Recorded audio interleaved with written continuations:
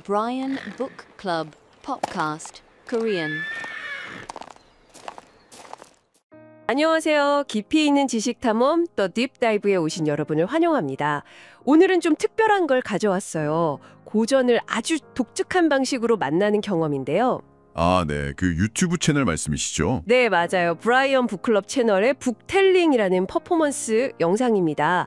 그중에서도 프랜시스 호지슨 버넷의 유명한 소설 비밀의 화원 편을 좀 깊게 파헤쳐 보려고 합니다. 네, 저도 아주 흥미롭게 봤습니다.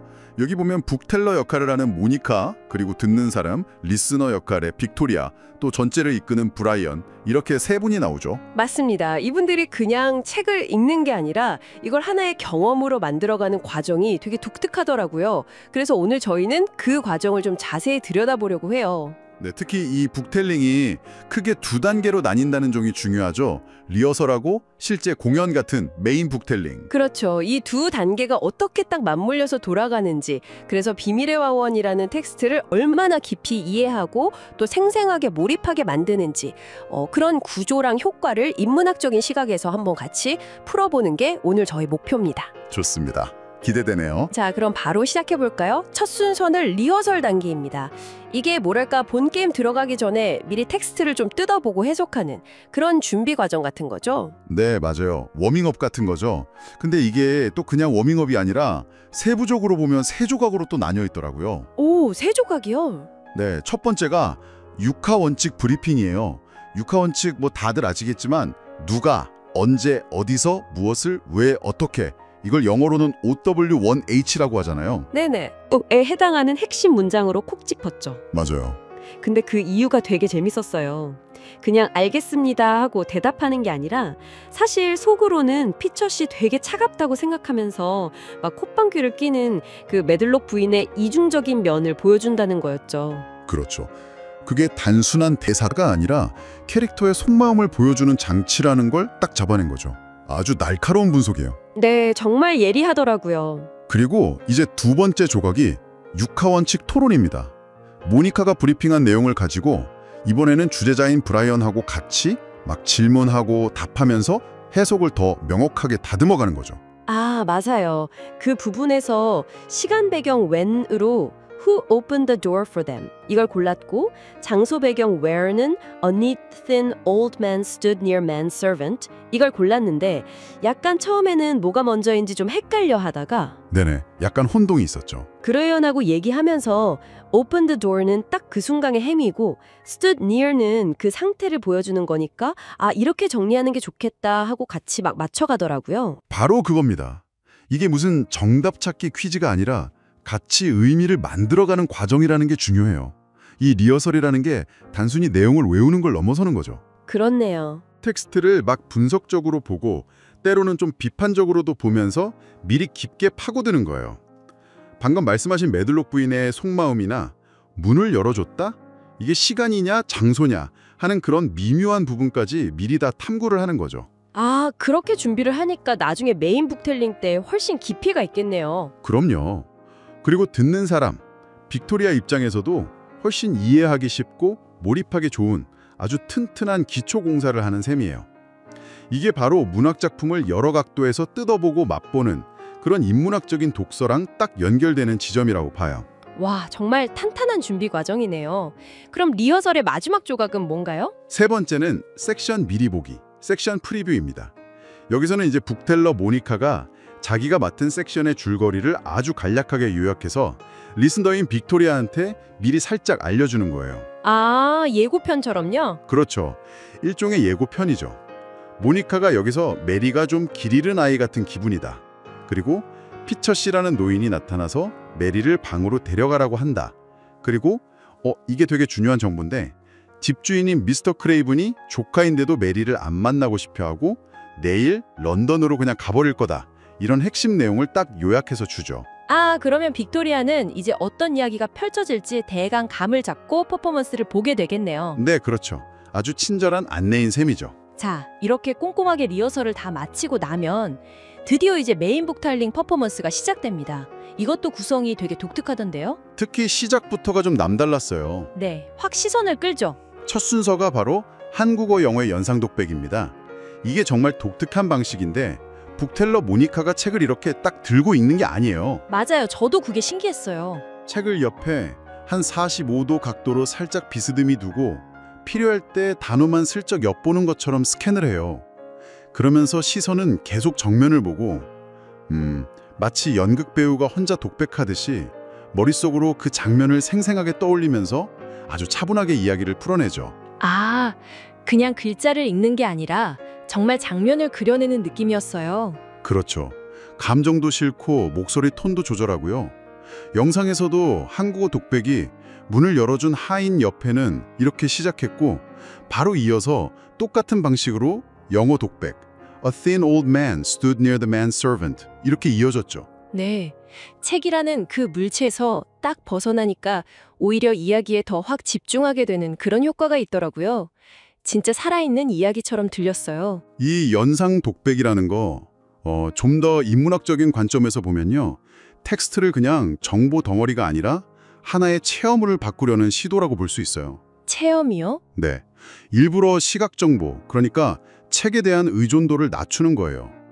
대신 청각하고 상상력에 온전히 집중하게 만들어서 듣는 사람의 몰입도를 최대한 끌어올리는 거죠. 어떻게 보면 옛날에 이야기가 입에서 입으로 전해지던 구전 문학의 방식하고도 좀 통하는 면이 있어요. 아, 구전문학과의 연결이라 흥미로운 해석인데요. 네, 감정적인 교감을 되게 중요하게 생각하는 일종의 공연 예술 같은 요소가 들어간 문학 체험인 거죠. 그렇군요. 다음 순서는 리허설 때 했던 걸 다시 활용하는 거죠. 시간 배경, Who opened the door for them?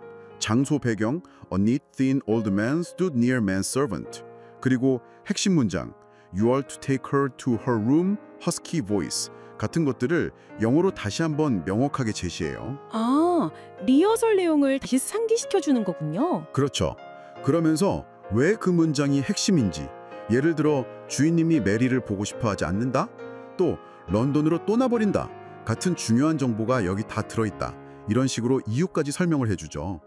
리허설에서 했던 분석적인 이해가 실제 이야기 전달로 자연스럽게 이어지는 걸 보여주는 거예요. 그리고 바로 이어서 영어 질문과 답변, Q&A 시간이 나오는데 이것도 상당히 중요한 역할 같았어요.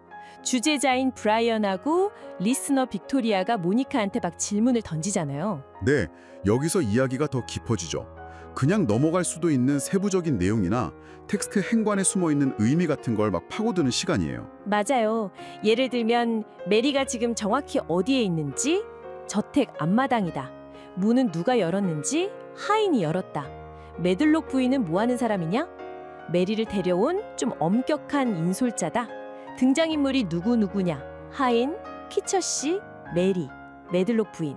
이런 기본적인 사실 확인부터 시작해서 그렇죠. 그런 걸 명확히 하고 넘어가죠. 그러다가 특히 그 저택 주인 아치볼드 크레이븐에 대한 질문이 나왔을 때 이게 좀 핵심적이었어요. 아니 조카가 왔는데 왜 외삼촌이 직접 안 나오냐 이거죠. 네네, 아주 중요한 질문이었죠. 모니카의 답변이 인상 깊었어요. 맞아요. 그 이유를 doesn't wanna be disturbed. 그러니까 방해받고 싶지 않아서 그리고 또 doesn't see what he doesn't want to see. 보고 싶지 않은 건 아예 보려고도 안 해서 이렇게 설명을 하더라고요.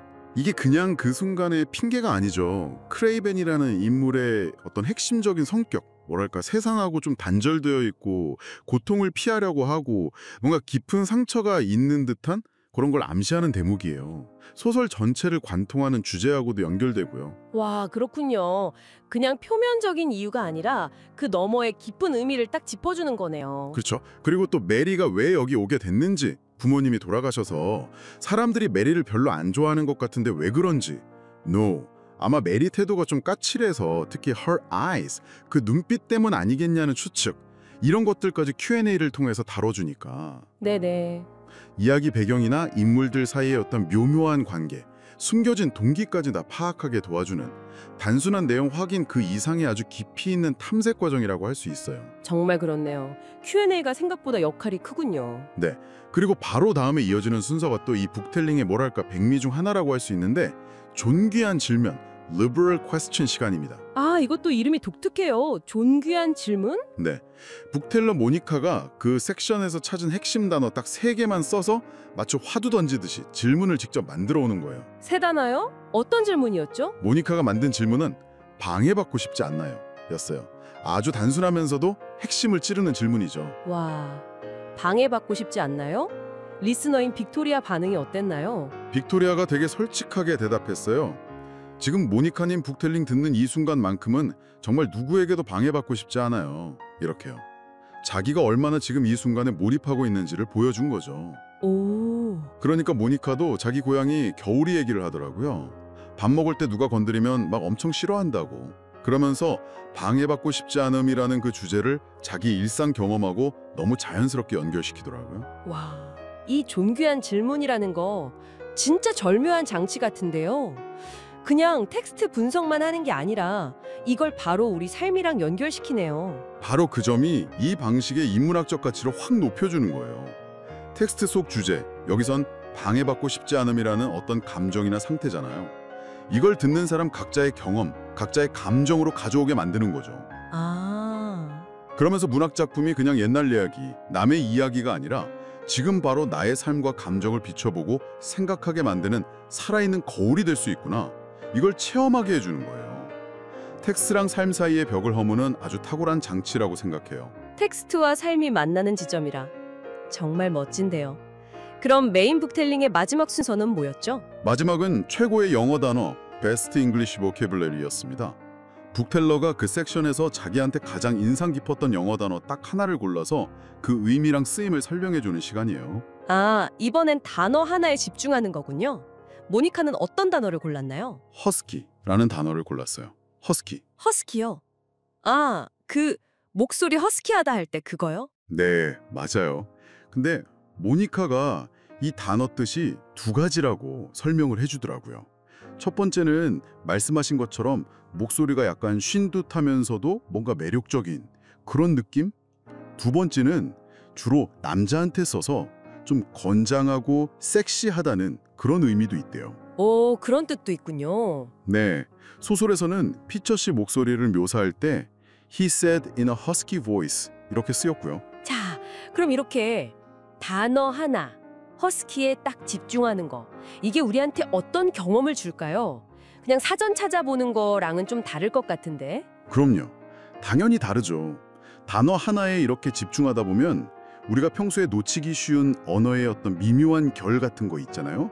그리고 그 단어가 이야기에 불어넣는 어떤 특별한 분위기나 느낌 이런 걸 훨씬 깊게 음미할 수 있게 돼요. 아, 피처 씨라는 인물이 아직은 좀 베일에 쌓여 있는 상태인데 그 사람 목소리를 그냥 쉰 목소리, 홀스 보이스라고 안 하고 허스키하다고 표현한 게 그 캐릭터한테 어떤 이미지를 더해주는지 상상하게 되잖아요.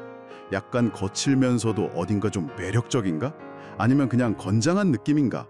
이런 뉘앙스를 딱 포착하게 해주면서 독자의 상상력을 자극하고 인물에 대해서 더 입체적인 인상을 갖게 도와주는 거죠. 작가가 고심해서 골랐을 그 단어 하나의 힘을 제대로 느끼게 해주는 거군요. 그렇죠.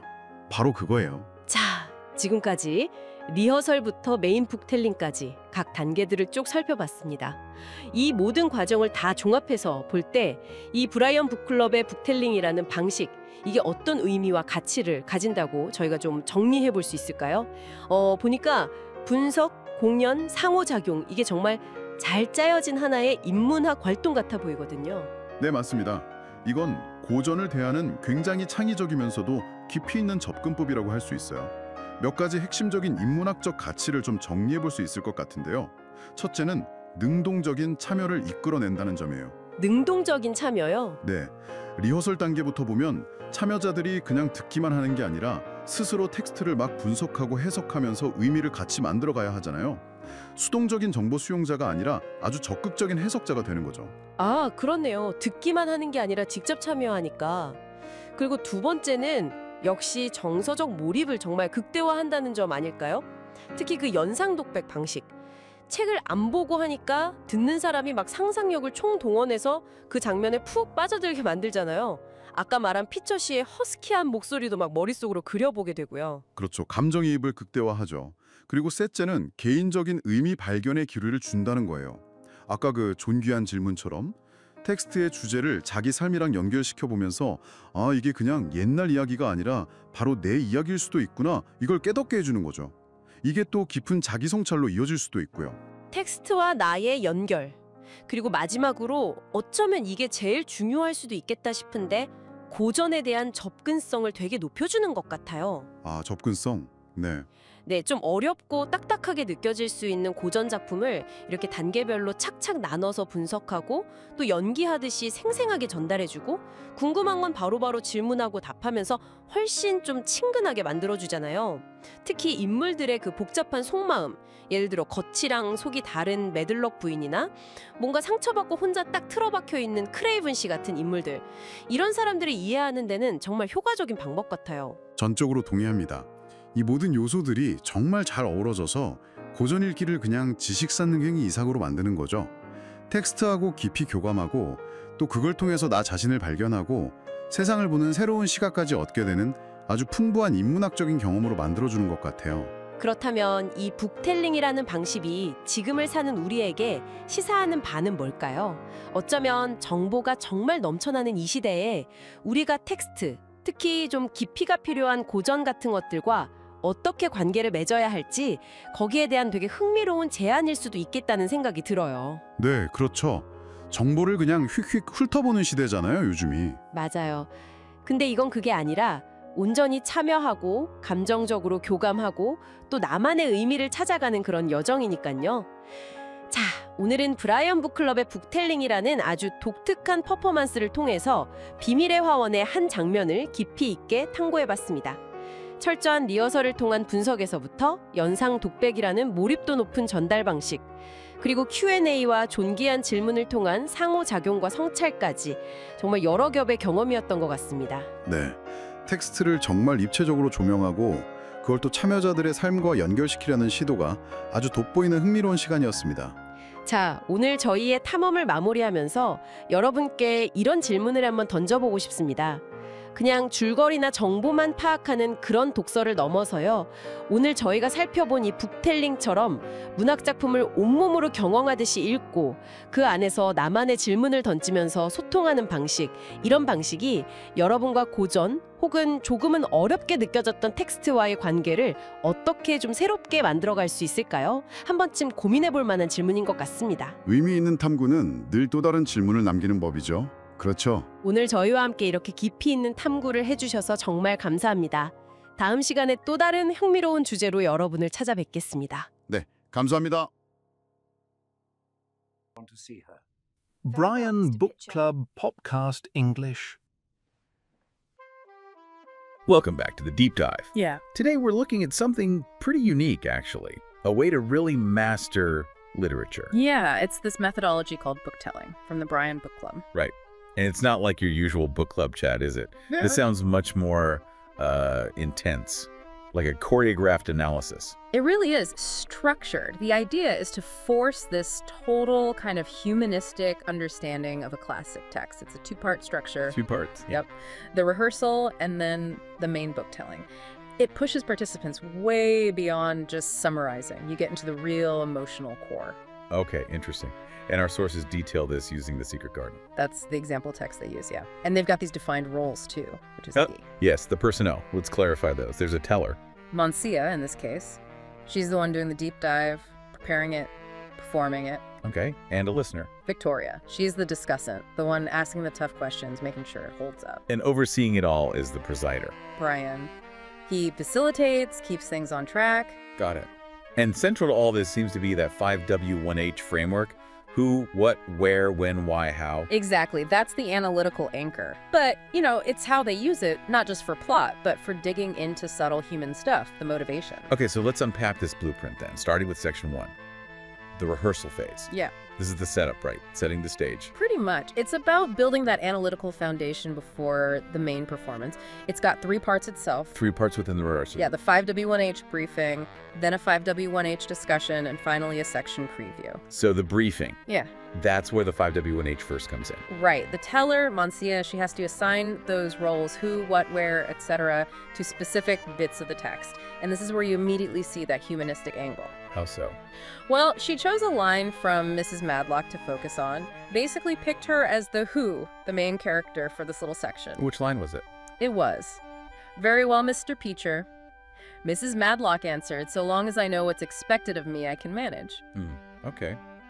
Sounds pretty straightforward. Functional. On the surface, yeah. But the source digs into why she chose it. It wasn't just the words, it was Mrs. Madlock's hidden reaction. The text says she snorts inwardly and thinks the other guy, Mr. Pitcher, is cold. Ah. So it's about the subtext. The internal thought, not just the dialogue.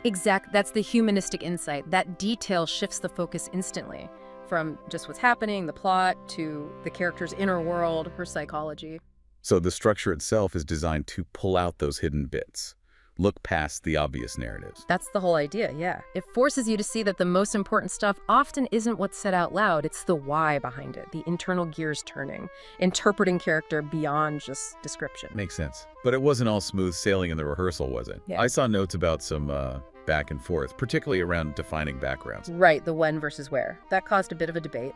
The teller initially proposed 2 phrases, one for time, one for place. What were they? Okay, so originally time background was a thin old man stood near the manservant, and place was who opened the door for them. Huh. Seems backwards to me. Stood near. Sounds like place, location, static. Well, that's what they discussed. The presider and listener pushed back. The key, according to their analysis, was motion. Motion. Yeah. Who opened the door for them? That implies action, right? A change, movement. Because it's dynamic, signals a transition, they argued it was stronger for marking the when the temporal shift. Ah, I see. So time isn't just clock time, it's about the flow, the change in the scene's state. Precisely. And conversely, a thin old man stood near. That's static, no movement. Describes a fixed spatial arrangement, so better for where. Wow. Okay. That's a really fine-tuned way of looking at language mechanics. Yeah. Action for time, stillness for place. It's pretty rigorous, yeah. That level of calibration really breaking down how language functions to create the scene. It forces you to think about verbs and states differently. Definitely sounds like advanced stuff. So once they've nailed down that kind of analysis, the rehearsal ends with a section preview. Right. Just giving the listener the basic context for the upcoming performance bit. You know, the gist. Mary's feeling lost, this old man speaks huskily, and the master, Archibald Craven, won't see her because he's off to London. They even specify the first few words. Setting the scene literally. Which brings us to section 2, the main performance. This sounds like where it gets really interesting, almost theatrical. Oh, it does. This is where they shift gears into the imaginary monologues. Imaginary monologues. And the setup sounds quite specific, even symbolic, Yeah. moving away from the book. Yeah, the physicality matters. The teller, Mancia, has to signal the shift. She puts the book down diagonally, 45-degree angle, doesn't hold it. Okay. Then she sort of scans the words like she's absorbing them one last time, takes a breath and looks straight ahead. Breaks contact with the page. It's a real commitment then to performance over just reading. Yeah. So what is this imaginary monologue? Is she just reciting? No, not reciting. The sources call it a calm, reflective utterance. More like an actor delivering a monologue, but based on free association from the text. Free association, meaning Meaning she has to embody the character, maybe Mrs. Madlock, based on the earlier analysis, and perform the internal thoughts and feelings, the stuff between the lines that they uncovered in the rehearsal. Stuff that isn't explicitly written. wow. So you're mapping the character's emotional journey and then acting it out. Kind of, yeah. Performing the subtext, and she does it in both Korean and English for the specific excerpt. It forces engagement on multiple levels, linguistic, emotional. That sounds incredibly challenging. They did work. Apparently so. Yeah. The sources say the immersion was so powerful that even the presider, Brian, who's running the whole thing, got momentarily lost. Lost how? He was so caught up in the character Monsieur was portraying, he actually had to ask afterwards, wait, who is Mr. Pitcher? He momentarily forgot the analytical framework because the performance felt so real. That's amazing. That's proof it worked. Right. The performance made the analysts forget they were analyzing. They just bought into the character's reality. Exactly. It shows she moved beyond reading into genuine internalization. A great way to really understand character voice, I'd imagine. Absolutely. Okay, so the rigor doesn't stop there. Section 3 is deepening the analysis. Back to 5W1H. Yep, back to the framework, but now focused on English storytelling based on 5W1H, followed by a really demanding English Q&A session. And they anchor this discussion around a new key sentence for this part. Right, this time it was, "You were to take her to her room," he said in a husky voice. And why that sentence? Because it's the pivot point for this section's action. The rationale hits 3 key plot points. 1, the master, Craven, obviously doesn't want to see Mary. 2, he's actively leaving, going to London. Yeah. And 3, the timing, in the morning. That command dictates everything else that happens. Makes sense. And the Q&A that follows. This is where the listener really gets involved, pushing the teller. Totally. The listener, Victoria, tests the depth. It's not just about recalling facts, but synthesizing.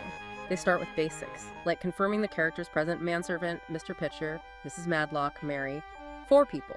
But then it goes deeper. Victoria describes Mrs. Madlock as very strong, very strict, and importantly, tired of Mary, getting into her attitude. And they also clarify the family connection, or lack thereof, with the uncle. Yeah, they pinpoint Archibald Craven as Mary's father's younger brother. This detail labels him a little bit remote relative, and that distance in the family tree is used to partly explain his emotional distance, why he's acting so cold. So it connects the who to the why. Why isn't he greeting his orphan niece? Exactly. The conclusion drawn is that he doesn't want to be disturbed. And, maybe more tellingly, he doesn't see what he doesn't want to see. He's choosing withdrawal. Highlighting Mary's arrival is basically an inconvenience, an intrusion on his isolation. Right. The Q&A forces that understanding. It's not just that he's busy, he's actively avoiding. Okay, moving to section 4, the linguistic spotlight. Sounds like they're zooming in on the language itself here. Yeah, distilling the essence. 2 final segments: the liberal question and best English vocabulary. The liberal question, that sounds intriguing. What's involved? It's tough. The teller has to craft a question using only 3 words, and all 3 words have to come directly from the text section they just analyzed. Talk about compression. 3 words only. Wow. What was the question Monsieur came up with? Doesn't want to be disturbed. Doesn't want to be disturbed. Straight to the point. Right. It cuts directly to the core psychological state of Craven, and maybe the whole household trying to protect his space. It frames that desire for isolation as the central theme. That's powerful. And I read there was a relatable anecdote used here too. There was, yeah. Monsieur used a story about her cat, Winter. A cat. How did that fit in? She explained how if she tries to pet Winter while he's eating, the cat just stares, gives her this look like, seriously. Because, you know, he doesn't want to be disturbed. Okay, I get it. It makes that high-concept literary theme, aristocratic withdrawal, instantly relatable. Personal space, boundaries. Even for a cat. Exactly. Grounds it perfectly. Okay, and the very last piece is the best English vocabulary. Picking 1 word. 1 single word from the section that the teller thinks is the best or most significant. And Monsieur chose husky. Husky. Interesting choice from the key sentence, right? He said in a husky voice. That's the one. And the analysis provided for why it's the best word is quite layered. How so? She gave 2 definitions. First, the common one for a voice. Attractively deep, quiet, or slightly hoarse. Maybe even charming. Okay. But also a second meaning. Describing a man as robust and sexy or well-built. That adds a whole different dimension to Archibald Craven, doesn't it? It really does. That word husky, applied to his voice in that moment of command, suddenly paints him with more complexity. He's authoritative, distant, maybe harsh, but the word itself carries these undercurrents of potential depth, even attractiveness. Makes his isolation seem maybe more tragic, less just grumpy. Yeah, see, just more going on beneath the surface than just wanting to be left alone. Okay, so stepping back, this whole book-telling structure, it's incredibly detailed. It is. From getting the 5W1H analysis just right, prioritizing motion for when, to the actual performance, the imaginary monologue, and then drilling down to a 3-word question and a single best word. It's designed to make passive reading impossible. You really have to engage from every angle. Character, language, structure, emotion. Exactly. The teller and the listener, too, they're forced into active critical thinking the whole way through. And that core takeaway seems to circle back to Mrs. Madlock at the start. Reading the internal reaction, the motivation, not just the words on the page. That's it. The real depth comes from understanding the subtext, the silences, the things not explicitly stated but hinted at. It trains you to read between the lines, always asking why. So thinking about that final distilled question from the performance. Yeah. Doesn't want to be disturbed. It really captures the essence of avoidance in that section. It does, and it makes you think, doesn't it? And we apply that outwards. What parts of our own lives, our own knowledge maybe, are we actively choosing not to see? What are we choosing not to be disturbed by, just to keep things comfortable or unchanged? That is definitely something to mull over. Food for thought long after the book is closed.